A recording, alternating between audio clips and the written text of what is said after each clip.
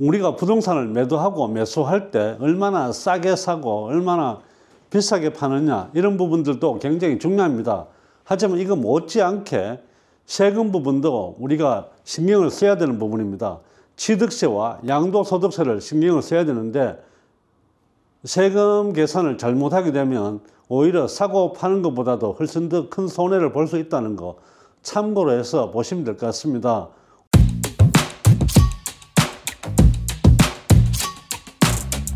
취득세와 양도소득세에 대해서 기본적인 개념을 한번 짚고 넘어가겠습니다. 먼저 1세대라는 개념을 한번 찾아보겠습니다. 1세대가 되기 위해서는 양도소득세나 취득세 모두 동일한 주소에서 같이 있어야 됩니다. 양도소득세에는 생계를 같이 하는 자, 그리고 취득세에서는 주민등록표상에 같이 등록되어 있다, 이런 부분들이 가족이라는 개념으로 해서 한 세대로 보게 됩니다. 그러면 우리가 가족이라는 개념을 짚고 넘어가야 되는데, 가족이라는 개념을 한번 살펴보게 되면 먼저 나가 있을 것입니다. 내가 있고 배우자가 있습니다. 여기에서 나의 부모님, 그리고 배우자의 부모님, 그리고 나와 배우자 사이에 태어난 자녀와 자녀의 배우자, 그리고 배우자의 형제자매, 나의 형제자매, 여기까지는 모두 가족이 되겠습니다. 하지만 배우자의 형제자매의 배우자 또는 나와 형제자매가 있는데, 여기에 형제자매의 배우자는 세대에서 빠지게 됩니다. 예를 들어 본다면 나 또는 배우자가 주택 한 채를 가지고 있습니다. 그리고 같이 살고 있는 형제자매가 주택을 한 채를 가지고 있습니다. 이러면 내가 갖고 있는 주택 한 채와 형제자매가 가지고 있는 주택 한 채를 더해서 1세대 2주택이 되게 됩니다. 하지만 이 형제자매가 갖고 있는 주택이 명의가 형제자매가 되어 있지 않고 형제자매의 배우자가 주택을 한 개 갖고 있으면, 이럴 경우에는 1세대가 아니기 때문에 내가 갖고 있는 주택 하나, 그리고 형제자매에 딸려있는 배우자가 갖고 있는 이 주택은 별도 세대로 보기 때문에, 이런 경우에는 2주택으로 보지 않고 1주택으로 본다, 이렇게 보시면 될 것 같습니다.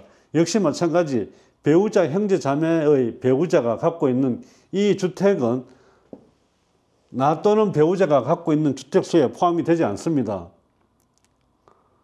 물론 이럴 경우에 나 또는 배우자의 부모님이나 아니면 자녀와 배우자들이 같이 이렇게 살고 있다면 이 부분들은 한 세대로 보기 때문에 주택수 계산할 때 주의를 하셔야 되는 부분입니다. 이번에는 양도소득세와 취득세의 1세대 판정 기준에 대해서 한번 살펴보겠습니다. 먼저 1세대 판정 시점입니다. 양도소득세는 양도일 현재, 취득세는 취득일 현재입니다. 이 양도일 현재와 취득일 현재는 그 속에 또 복잡한 부분들이 많이 있어서 추후에 시간이 나면 말씀을 드리도록 하고, 기본적으로 양도소득세 판정 시점은 양도일 현재이고 취득세 판정 시점은 취득일 현재입니다. 계약서 작성일이 아니라는 거 참고로 하시면 될 것 같습니다. 1세대 판정 기준은 양도소득세는 실질로 판단을 하게 됩니다. 주민등록표와 생계를 같이 하고 있는지, 실질적으로 어떻게 살고 있는지를 보고 판단을 하게 되고, 취득세는 형식으로 판단을 합니다. 주민등록표 상에 어떻게 되어 있는지가 굉장히 중요하다고 보시면 되고, 양도소득세는 실질적으로 어떻게 살고 있는지가 더 중요하다고 보시면 될 것 같습니다. 우리가 양도소득세와 취득세에 대해서 궁금하신 점이 있다면 이 부분은 질의를 해야 되는 데가 다르다고 보시면 됩니다. 양도소득세는 국세입니다. 그리고 취득세는 지방세가 되겠습니다. 취득세에 대해서 궁금하신 점이 있어서 물어보시려고 하면 이거는 구청 세무과에 물어보셔야 됩니다. 양도소득세에 대해서 물어보시려고 하면 국세이기 때문에 여기는 세무서에 물어보셔야 됩니다. 이 부분은 구분을 해서 궁금하신 점이 있으면 여기에 소속되는 해당되는 관청에 질의를 하시는 것이 좋겠습니다. 주택 분양권에 대한 취득 시점을 한번 살펴보도록 하겠습니다. 주택 분양권도 취득세와 양도소득세에서 취득 시점을 다르게 보고 있습니다. 먼저 취득 시기입니다. 취득세 같은 경우에 최초 분양받은 경우, 최초로 분양회사로부터 분양받은 경우에는 취득세는 분양계약 체결일이 취득 시점이 됩니다. 양도소득세는 분양권 당첨일을 취득 시점으로 보게 됩니다. 승계 취득한 경우에는 취득세와 양도소득세 모두 다 잔금 지급일로 보게 되지만 최초로 분양받은 경우에는 취득세는 다시 한번 말씀드리면 분양계약 체결일이고 양도소득세는 분양권 당첨일이 취득 시점이 다르다는 거 꼭 확인을 하셔야 될 것 같습니다. 분양권 같은 경우에는 취득세가 나오지 않습니다. 하지만 왜 분양계약 체결일과 분양권 당첨일 이런 부분들이 중요하냐 하면 분양권 취득 시점에 중요한 부분들이 뭐냐 하면 분양권이 주택수에 들어가는지 안 들어가는지가 중요합니다. 분양권이 주택수에 포함이 되는 것은 20년 8월 12일 취득한 분양권은 취득세 계산할 때 주택수에 포함이 되고 양도소득세 계산할 때 분양권이 주택수에 포함이 되는 것은 21년 1월 1일 이후 취득한 분양권이 주택수에 포함이 됩니다. 이처럼 주택수에 포함되는 시점에 따라서 양도소득세와 취득세가 달라질 수 있는 부분들이 있기 때문에 분양권을 취득하실 때는 내가 어느 시점에 취득을 했는지가 굉장히 중요하다 이렇게 보시면 될 것 같습니다.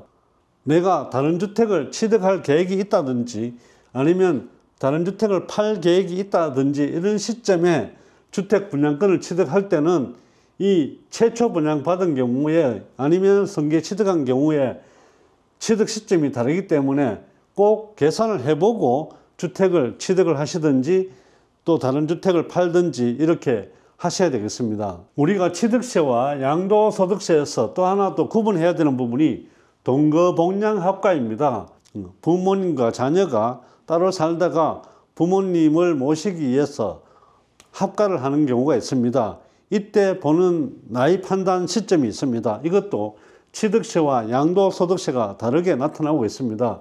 취득세는 만 65세 이상이 되어야만 취득세가 동거복양합가로 인정을 해주게 됩니다.